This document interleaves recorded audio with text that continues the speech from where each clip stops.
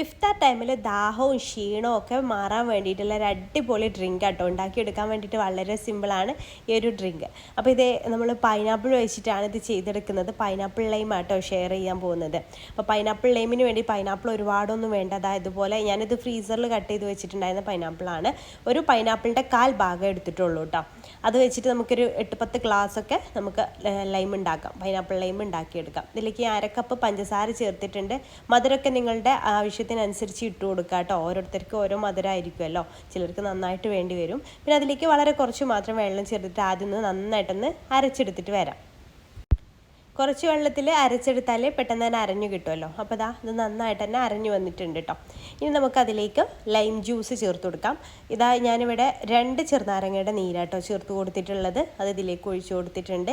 പിന്നെ അതിലേക്ക് നല്ല തണുത്ത വെള്ളം ഒഴിച്ചു കൊടുക്കുന്നുണ്ട് കേട്ടോ. എന്നിട്ട് ജസ്റ്റ് ഒന്ന് അടിച്ചെടുക്കാം. ആ വെള്ളം കൂടെ എല്ലാ ഭാഗത്തേക്കും ഒന്ന് ഇതാവാൻ വേണ്ടിയിട്ട് ജസ്റ്റ് ഒന്ന് അടിച്ചെടുക്കുക കേട്ടോ. അതിനുശേഷം നമുക്കിത് അരിച്ചിട്ട് വേണം യൂസ് ചെയ്യാൻ വേണ്ടിയിട്ട്. ഈ ഒരു അരിപ്പയിലൂടെ നമുക്കിത് അരിച്ചെടുക്കാം.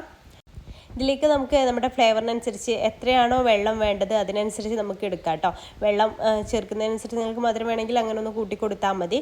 അപ്പം നമുക്ക് ഒരുപാട് ചെറിയൊരു പൈനാപ്പിൾ വെച്ചിട്ട് തന്നെ നമുക്ക് ഒരുപാട് ഡ്രിങ്ക് ഉണ്ടാക്കിയെടുക്കാനായിട്ട് പറ്റും. ഞാനിപ്പോൾ ഉണ്ടാക്കിയ ഇത് വെച്ചിട്ട് നമുക്കൊരു 10 ഗ്ലാസ് വരെ ഉണ്ടാക്കിയെടുക്കാം കേട്ടോ. മധുരം വേണമെങ്കിൽ കുറച്ചും കൂടെ ഒന്ന് ആഡ് ചെയ്താൽ മതി. മധുരം 1/2 കപ്പ് ഞാൻ ചേർത്തിട്ടുള്ളൂ. ലൈമൊക്കെ ചേർക്കുന്നതുകൊണ്ട് കുറച്ചും കൂടെ മധുരം വേണമെന്നുണ്ടെങ്കിൽ ചേർത്ത് കൊടുക്കാവുന്നതാണ്. അപ്പോൾ ഞാൻ അതിലേക്ക് വീണ്ടും വെള്ളം ചേർത്ത് കൊടുക്കുകയാണ്. ഇതിങ്ങനെ കുറേശ്ശെ ആയിട്ട് ഒഴിച്ചിട്ട് അരിച്ചെടുക്കുകയാണ്. ഇനി ഞാൻ മിക്സിയിൽ കുറച്ച് വെള്ളമാക്കിയിട്ട് വീണ്ടും അതിലേക്ക് ഒഴിച്ചു കൊടുത്തു കേട്ടോ. അപ്പോൾ ഇത്രയും ആയി കഴിഞ്ഞു. പിന്നെ ഞാനിപ്പോൾ ഈ ഒരു ജഗ്ഗിൽ ഫുള്ളായിട്ട് വെള്ളം ഒഴിച്ചു കൊടുത്തിട്ട് ഡൈല്യൂട്ട് ചെയ്യുന്നുണ്ട്. അപ്പോൾ ഇത് കംപ്ലീറ്റ് ഇത് അരിച്ചെടുത്തിട്ടുണ്ട്. കുറച്ചുകൂടെ വെള്ളം ഒന്ന് ആഡ് ചെയ്ത് കൊടുക്കുന്നുണ്ട്.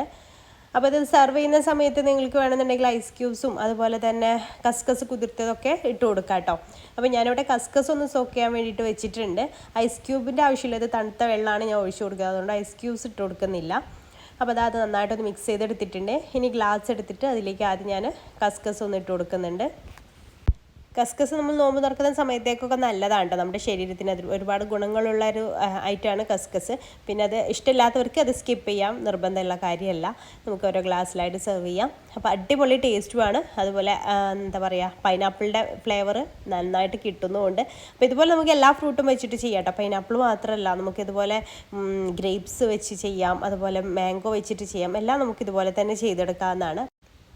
ഈ വീഡിയോ നിങ്ങൾക്ക് ഇഷ്ടമായിട്ടുണ്ടെങ്കിൽ ലൈക്ക് ചെയ്യാനും മറ്റുള്ളവരിലേക്ക് ഷെയർ ചെയ്ത് കൊടുക്കാനും മറക്കരുത് കേട്ടോ. അതുപോലെ നമ്മുടെ പേജ് ഫോളോ ചെയ്യാത്തവരുണ്ടെങ്കിൽ പ്ലീസ് ഒന്ന് ഫോളോ കൂടെ ചെയ്തിട്ട് സപ്പോർട്ട് ചെയ്യാൻ മറക്കല്ലേ. അപ്പോൾ ഇൻഷാല്ലാ പുതിയൊരു നല്ലൊരു വീഡിയോ ആയിട്ട് അടുത്തൊരു ദിവസം കാണാം. താങ്ക്